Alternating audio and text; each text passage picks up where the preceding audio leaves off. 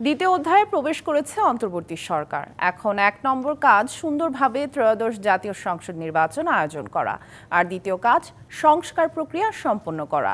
সুষ্ঠু, নিরপেক্ষ এবং উৎসবমুখর পরিবেশে ভোট করতে উপদেষ্টা পরিষদের বৈঠকে সংশ্লিষ্টদের দিক নির্দেশনা দিয়েছেন প্রধান উপদেষ্টা। বৈঠক শেষে এসব কথা জানিয়েছেন প্রধান উপদেষ্টার প্রেস সচিব। অন্তর্বর্তী সরকারের দায়িত্ব নেয়ার পর দ্বিতীয়বারের মতো সচিবালয়ে উপদেষ্টা পরিষদের বৈঠকে প্রধান উপদেষ্টা ডক্টর মোহাম্মদ ইউনূস। তার আগমন ঘিরে নেওয়া হয় কয়েক স্তরের নিরাপত্তা ব্যবস্থা, বন্ধ করে দেয়া হয় দর্শনার্থীদের প্রবেশ। প্রধান উপদেষ্টার সভাপতিত্বে এই বৈঠকে অংশ নেন অন্যান্য উপদেষ্টারা, ছিলেন বিভিন্ন মন্ত্রণালয়ের সচিব। এ সময় আগামী জাতীয় সংসদ নির্বাচন অবাধ সুষ্ঠুভাবে আয়োজনের দিক নির্দেশনা দেন প্রধান উপদেষ্টা। বৈঠক শেষে ব্রিফিং করেন প্রেস সচিব। উনি বলেছেন যে আজকের থেকে দ্বিতীয় অধ্যায় শুরু। প্রথম এবং প্রধান কাজ হলো নির্বাচন সুন্দরভাবে করা। এর ছাড়া আরো দুটো কাজ তো আমাদের আছে প্রাইমারি কাজগুলোর মধ্যে। একটা হচ্ছে যে রিফর্ম, আর হচ্ছে ট্রায়াল। পুরো বিষয়টা ক্যাবিনেট প্রতিনিয়তই এটা আপডেট নিচ্ছেন।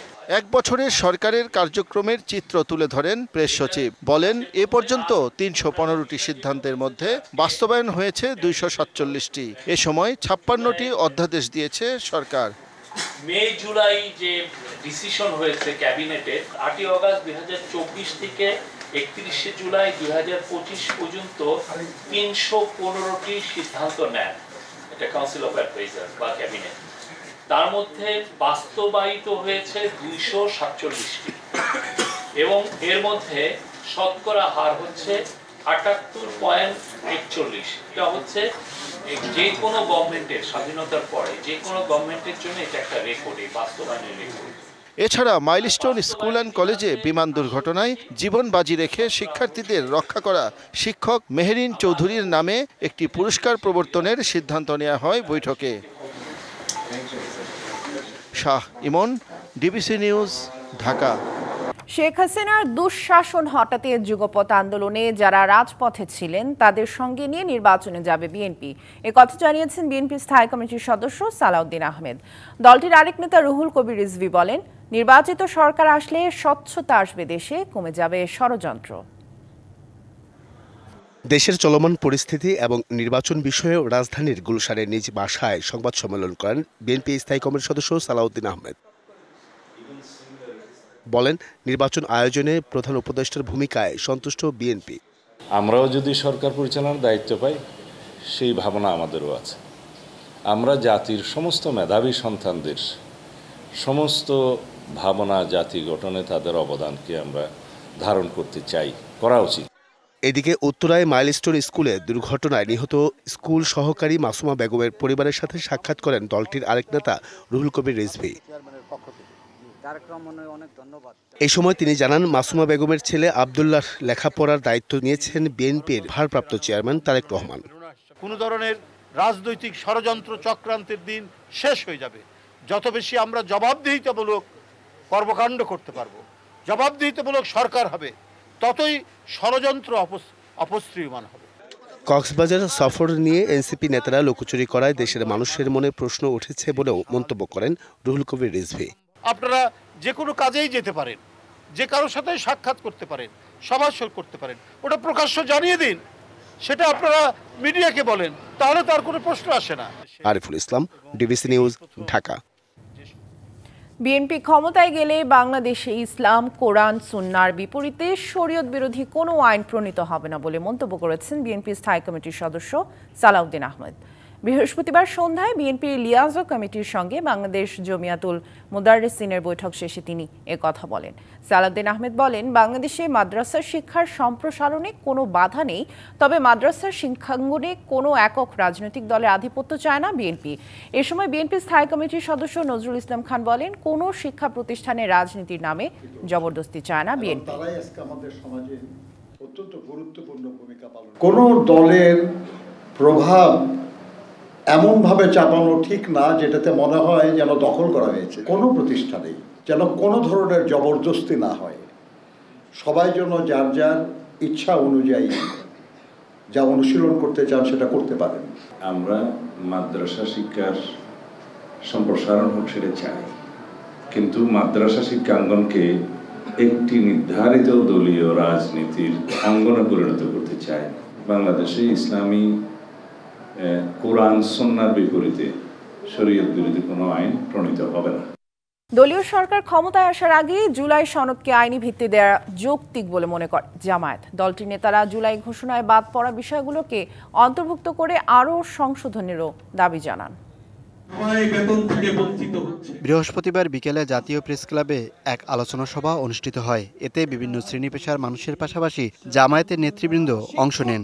রাস্তায় বসিয়ে রেখে আমরা চেয়ারে বসে থাকি, এটা একটা জাতির উন্নতির কোন চিত্র হতে পারে না। দেশে নির্বাচনী পরিবেশ তৈরি হয়নি এমন মন্তব্য করে জামাত নেতাদের কেউ কেউ অভিযোগ করেন থানা পুলিশ একটি রাজনৈতিক দলের কথা না শুনলে থানায় হামলা করে। এমন পরিস্থিতিতে তারা কিভাবে ভোট কেন্দ্রের নিরাপত্তা দেবে? সেই কারণগুলো হচ্ছে আমাদের শিক্ষিত জাতি, শিক্ষিত অঞ্চল, শিক্ষিত গোষ্ঠী, তারাই আমরা বক্তৃতা করছি। আমার কথা না শুনলে টিউনও থাকতে পারবেন না, আমার কথা না শুনলে ওসি থাকতে পারবেন না, এলাকা ছাড়তে হবে। আমার কথা না শুনলে আপনি ডিসিগিরি করতে পারবেন না।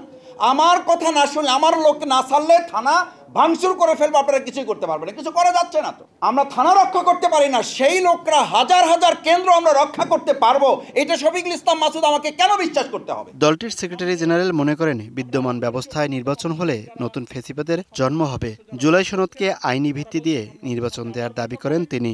সব দলের ভিত্তিতে ঐক্যমত্য কমিশনের যে সংস্কারগুলোতে আমরা একমত হচ্ছি, এটাকে দিয়ে একটা জুলাই চার্টার সনদ বানানো হবে। সেটাও আইনে রূপান্তরিত করতে প্রয়োজনে আপনি গণভোট নেন, প্রয়োজনে অর্ডিন্যান্স জারি করেন, প্রয়োজনে এলএফও করে এই আইনের ভিত্তিতেই আগামী নির্বাচন হতে হবে। সরকার আসবে 2 বছর পরে, তারপরে এইসব কিছু মেরামত করবেন, এটা জাতির কাছে আস্থা তৈরি করছে না। দলের নায়েবে আমির অধ্যাপক মুজিবুর রহমান নির্বাচনের আগে গুম খুন অর্থ পাচারকারীদের বিচার দাবি করেন। নির্বাচনের আগে বড় বড় ক্রিমিনাল যারা এই দেশের টাকাকে বিদেশে পাচার করেছে, যারা মানুষকে হত্যা করেছে, খুন করেছে, গুম করেছে, গোটা জাতির সাথে বিশ্বাসঘাতকতা করে বাংলাদেশের স্বাধীনতা প্রতিবেশীর হাতে তুলে দিয়েছে, তাদের আগে বিচার করা দরকার ছিল। দেশে আধুনিক ও যুগোপযোগী শিক্ষা ব্যবস্থা গড়ে তুলতে আরও জোরালো ভূমিকা রাখার তাগিদ দেন জামায়াত নেতারা। যেমন তেমন করে নির্বাচন। Mohaiminul Khan Apu, DBC news, Dhaka. সাগরের পাড়ে বসে আগামীর রাজনীতি ও সংবিধান সহ গভীরভাবে ভাবতে চাওয়ার উদ্দেশ্যে 5ই আগস্ট কক্সবাজারে ঘুরতে গেছেন বলে কারণ দর্শানো নোটিশের জবাব দিয়েছেন এনসিপির মুখ্য সমন্বয়ক নাসির উদ্দিন পাটোয়ারি। আর অসম্পূর্ণ জুলাই ঘোষণাপত্রের প্রতি নীরব প্রতিবাদ হিসেবে কক্সবাজার সফরের কারণ দেখিয়েছেন দক্ষিণাঞ্চলের মুখ্য সংগঠক হাসনাত আব্দুল্লাহ। বৃহস্পতিবার নিজের ভেরিফাইড ফেসবুক অ্যাকাউন্টে এর জবাব পোস্ট করে নাসির উদ্দিন পাটোয়ারি আরও জানান, ঘুরতে যাওয়া অপরাধ নয়, বরং রাজনৈতিক কর্মীর জন্য এটি দায়িত্বশীল মানসিক চর্চা। এনসিপির মুখ্য সমন্বয়ক আরও জানান, 5ই আগস্ট তার কোনো পূর্ব নির্ধারিত রাষ্ট্রীয় বা সাংগঠনিক কর্মসূচি ছিল না। দল থেকেও কোনো দায়িত্বের বিষয়ে জানানো হয়নি। এমন পরিস্থিতিতে 4 আগস্ট রাতে মুখ্য সংগঠক হাসনাত আব্দুল্লাহ 2 দিনের জন্য ঘুরতে যাওয়ার কথা জানালে কক্সবাজার যাওয়ার সিদ্ধান্ত নেন তিনি। এদিকে বৃহস্পতিবার বিকালে নিজের ফেসবুক পেজে কারণ দর্শানোর নোটিশের জবাব পোস্ট করেছেন হাসনাত আব্দুল্লাহ। জানান, জুলাই ঘোষণাপত্র পাঠের অনুষ্ঠানে ঐক্যের পরিবর্তে বিভাজন, শহীদ ও আহতদের পরিবর্তে কিছু মুষ্টিমেয় গোষ্ঠীর কথা বা মতামত প্রাধান্য পাওয়ায় সেখানে উপস্থিত থাকার প্রয়োজন বোধ করেননি তিনি।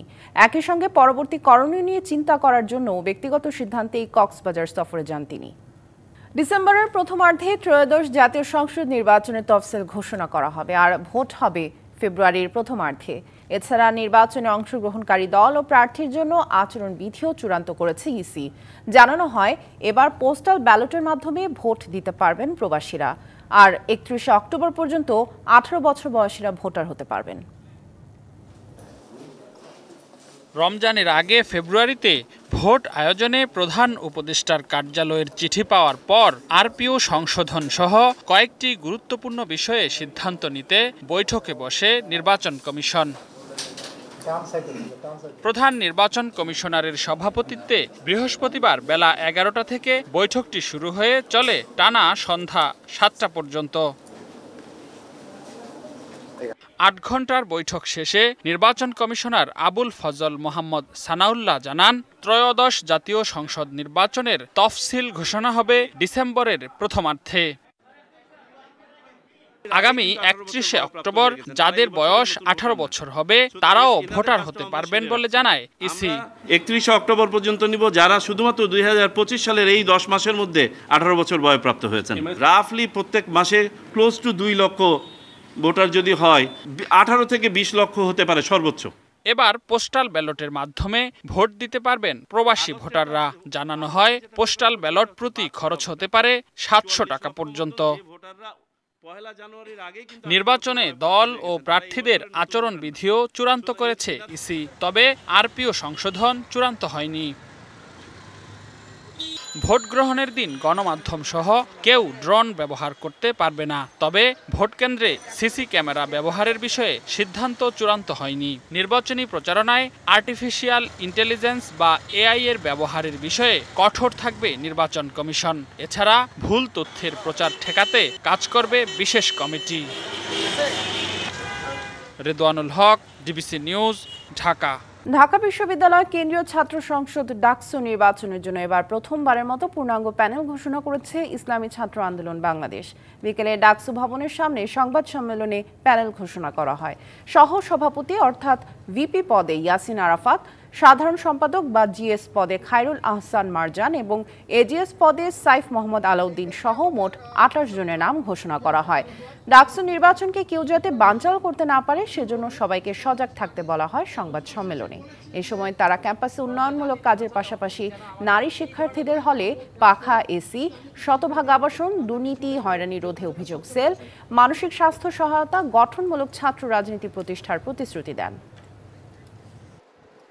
নির্বাচন কমিশনের কাছে আমাদের প্রত্যাশা, আমরা ইতিমধ্যেই লক্ষ্য করেছি যে ডাকসু নির্বাচনকে বানচাল করার জন্য বিভিন্ন পক্ষ বিভিন্ন মহল ক্যাম্পাসকে অস্থিতিশীল করার পায়তারা করছে, চেষ্টা করছে। অস্থিতিশীলতা তৈরি হয় এমন কোনো পরিবেশ উদ্বুদ্ধ হতে ক্যাম্পাসের প্রশাসন যারা রয়েছে তারা যেন না দেয়, এই ব্যাপারে আমাদের আহ্বান থাকবে।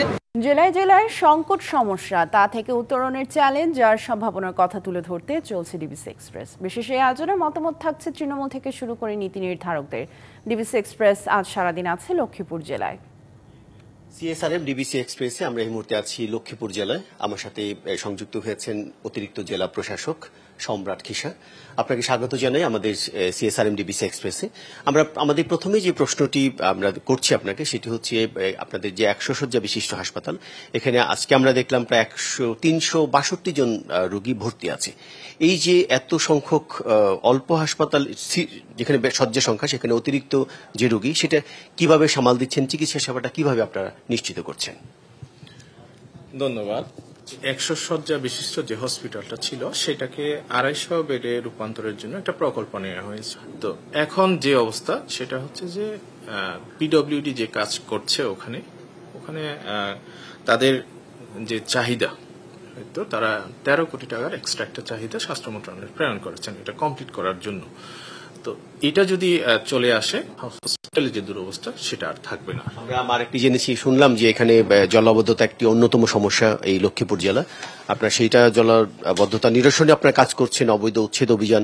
তো এইটা কতটা অগ্রসর হতে পেরেছেন জলাবদ্ধতা নিরসনে আপনারা?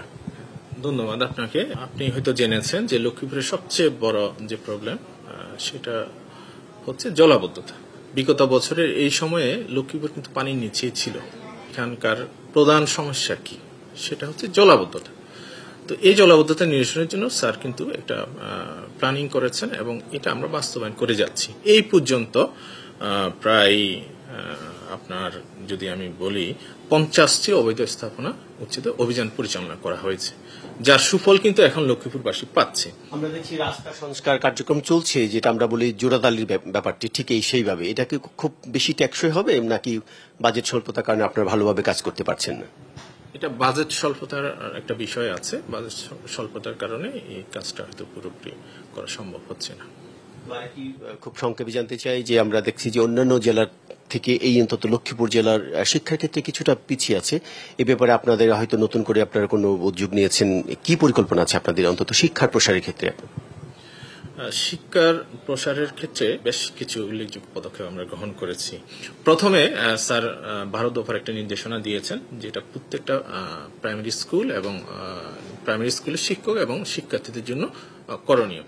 অনেক ধন্যবাদ আমাদের সাথে সংযুক্ত হওয়ার জন্য। আসলে প্রাথমিক অবস্থায় শিক্ষার্থীর ঝরে পড়া যদি রোধ করা যায় তাহলে শিক্ষার প্রসার ঘটবে, সেখানেই তারা হাত দিয়েছেন। তো সিএসআরএম ডিবিসি এক্সপ্রেস আপাতত লক্ষ্মীপুর থেকে ছিল আমার কাছে আপাতত। পরবর্তীতে আগামী সপ্তাহে আমরা অন্য কোনো জেলায় যাব, সেখানকার সমস্যাগুলো কি সেগুলো তুলে ধরার চেষ্টা করব। সিএসআরএম ডিবিসি এক্সপ্রেসে ততক্ষণ আমাদের সাথেই থাকুন। সংবাদ এই ছিল এখনকার মতো। ডিবিসি নিউজের সংবাদগুলো পড়তে ভিজিট করুন dbcnews.tv, ভিজিট করুন ডিবিসির ফেসবুক পেজ এবং ইউটিউব চ্যানেল। ডিবিসির সঙ্গেই থাকুন।